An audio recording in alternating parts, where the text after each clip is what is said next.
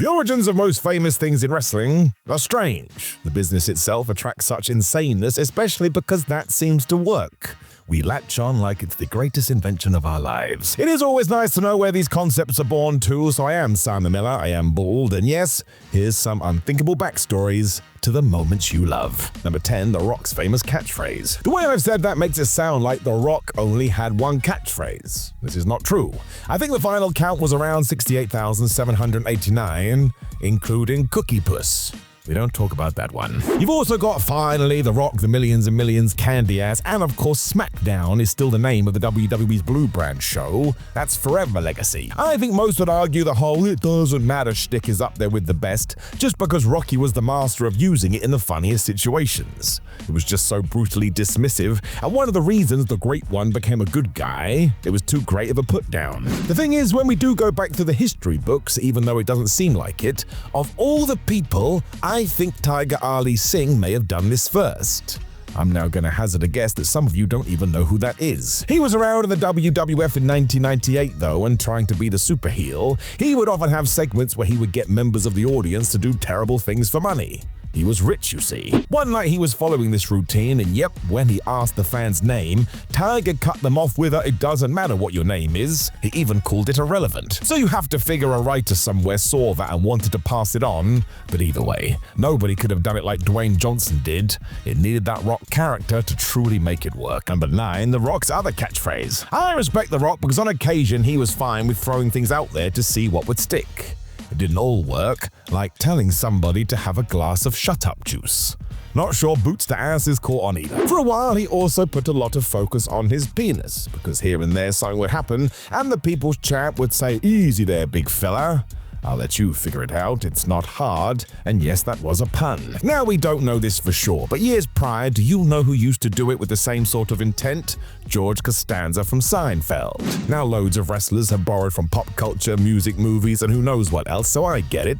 I just don't think the crowd was totally pumped to chant along with The Rock's area. Each to their own though. Number 8, the WWE AEW writer connection. After Full Gear 2019, AEW ensured lots of people were going to go after Cody Rhodes and each other at some point. It's why the crazies that said they don't do long-term storytelling were a little bit off. This came together thanks to a segment between MJF and Chris Jericho, and when things got heated, Jericho used his experience to take a shot. He was convinced that 25 years ago, MJF's parents got horny after watching Chris beat Juventud Guerrera on WCW Saturday Night, and boom, 9 months later, here was Baby Max. Well, actually, he said, here came this little twerp ass. This then went the whole way because 18 months later, these two were feuding properly. As we learned, Friedman had infiltrated the Inner Circle to get at Jericho. The trials of MJF followed, and what was one of these? A fight with Juventud Guerrera. Of course. The extra twist was that this call came from a chat that Jericho had had with former WWE writer and Rock right-hand man, Brian Gewirtz, so there you go. Even after all of these years, he was still throwing things into the mix. Or if you want to be that guy, you can say a WWE dude wrote an AEW segment, because deep down we're all nerds. Number 7, Mason the Mutilator. We have Mick Foley to thank for Mankind being the compelling character that he was. As you will see here and later on in this list, WWE is not good at the basics sometimes. Because when Foley sat down with Vince McMahon to discuss this gimmick, he got the big spiel. Wrestling has had crushers, destroyers, and executioners, but damn it, we've never had a mutilator. He was right, but that was for good reason. It's a terrible idea, and Mick thought his WWE career was over before it began. He originally was called Mason as well because Vince had decided Charles Manson was an interesting character, but of course you couldn't use that name outright. Not totally true, because Foley too had once been Cactus Jack Manson, but even then that wasn't something he was really comfortable with. Having to think on his feet, Mick offered up Mankind the Mutilator, because the concept of the gimmick was the fate of the human race, when eventually, finally, we got rid of the rest of the fluff. The other interesting part, of course, is that given this was shortened to just Mankind, one could say it was when McMahon got taken with the idea of just having singular names. So if this is the reason that we've had to suffer through all that nonsense, good. I would never want Mick Foley to be Mason the Mutilator for many, many reasons. Number 6, the inventor of the cutter. Let's face it, if we were going to pick the most favored moves of the modern era, it is likely the Canadian Destroyer, the Super Kick, and the cutter. Randy Orton has definitely helped with the latter one because the RKO has become so popular, it was even memed on the internet. That doesn't just happen, people have to really like that ship. Orton also uses it wonderfully as he now has a sixth sense as to when it should be done, and think of some of the invented ones we've seen over the years. It is pretty damn awesome. What's more crazy is who came up with this to begin with, because yeah, if we once again dive into our wrestling history, it does seem that all fingers point to Johnny Laurinaitis. Alright, not ideal. He was a very prominent wrestler out in Japan though in the 1990s, and when you do work out east, you better bring something new to the table. He did, and today it's taken over, and I'm pretty sure it was John who mentioned to Randy he should start doing this move, and he did it with DDP as well. So that's the lineage, and boy, I don't think anybody had the future on their menu. Number 5, Steve Austin says no to Chile McFreeze. So we are back here again. Terrible, terrible wrestling names. Chile McFreeze was never going to win the world title at WrestleMania. Another option presented to one Steve Austin was Fang McFrost, which sounds like something a dentist would diagnose you with. These were very real names suggested to Steve, though, from the creative department when he wanted to trial his new gimmick, and no wonder he was taken aback. The whole idea was based on a serial killer. I mean, it would be like calling The Undertaker Grave Digger, or these days dubbing Cody Rhodes the American Guy. Well, actually, we should do that one, to be honest. Thankfully, Austin held firm because he wasn't an idiot when his wife Jeannie helped out without realizing. As she was British, she enjoyed making Austin a cup of tea, and when she noticed he hadn't drunk his yet, simply said, "Hurry up, it will get stone cold." The wrestling world was about to change.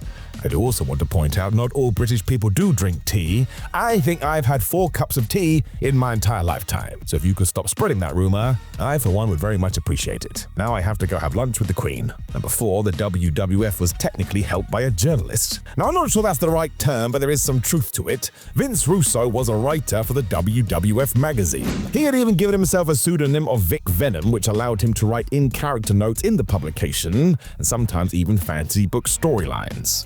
So it was Reddit, except he was doing it in 1997, and for some reason no one cared how he approached this whole thing, meaning he had carte blanche to do whatever he wanted. It also somehow got the attention of Vince McMahon, who famously said during one creative meeting after reading this, "Why aren't we writing shit like this?" That led to Russo being brought in, and yeah, McMahon was so high on his ideas he was added to the creative unit, much to the chagrin of Jim Cornette.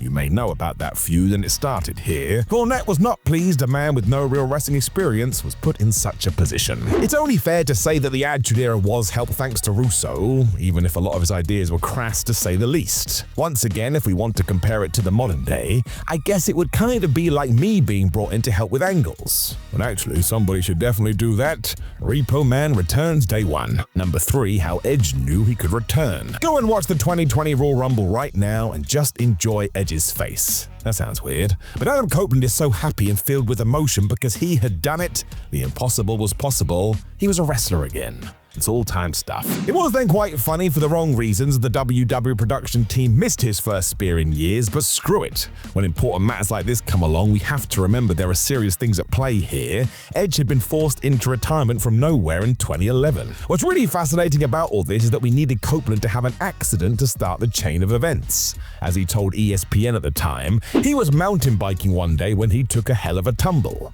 I suppose we're talking a proper fall onto hard terrain when Edge realized he was fine. And if that didn't cause him to break, how far can we take this? So now the answer was back into a wrestling ring, so how mad is that? We needed Copeland to have a bike accident so we could see him fight again. Sometimes fate really does need to step in and help. Number 2, Kurt Angle's TNA debut. Unless you were there at the time, you do not get how big this was. Even when word filtered out around the wrestling community, nobody believed it. There was no way Kurt Angle just debuted for TNA. We were incorrect. What made it even more shocking was the word on the street was Kurt had left WWE due to personal struggles. He didn't want the stress of wrestling anymore, and combine that with a now very difficult relationship with Vince McMahon, yeah, he was essentially let out of his contract. Angle has talked about all this, and I encourage you to listen to him, but it really was the case of one guy needing to get away and the other feeling like they had a ticking time bomb on their hands. As we now know, Kurt was also sending a lot of texts to McMahon that were essentially threatening. When you do break it right down, however, Angle was able to arrive in TNA in 2006 because WWE freely let him go there. I mean, that's taking away the nuances, but it would never happen now. Ain't nobody getting a free pass to go to AEW, and it's kind of mad this went down in the first place. Thankfully, it all worked out in the long run, and listen to me. If you want to understand why Kurt Angle is one of the GOATs, you have to go watch his work in TNA. It really is second to none. Number 1, Malachi Black kills a dude and goes to AEW. We do not talk about this enough, and really it shows how much Malachi, or Aleister Black, thinks about his character. It was shortly after he had been fired from WWE, however, and yeah, being the creative dude he is, Black decided to make a short movie that showed him in a mental institution, being told everything that just happened took place in his head. None of it was real. Furthermore, he'd been at this facility for 5 years, so that's where all of the WWE stuff came from. Doesn't explain how we saw it too, but don't worry about it. When the real-life Tommy N gets told off for the fact he tried to kill a guard though, well, he goes and does that for real. That's right. As he escapes the place, Black makes sure to murder a doctor and rubs his blood on his face. I mean, I've asked around, and apparently it's a perfectly normal thing to do. I think this was also how Malachi Black was born, and basically he was in AEW to do the bidding of these dark voices in his head. Or the devil, maybe. I mean, pick or choose, but I will say, All Elite Wrestling could have done more of that because it's just so mad.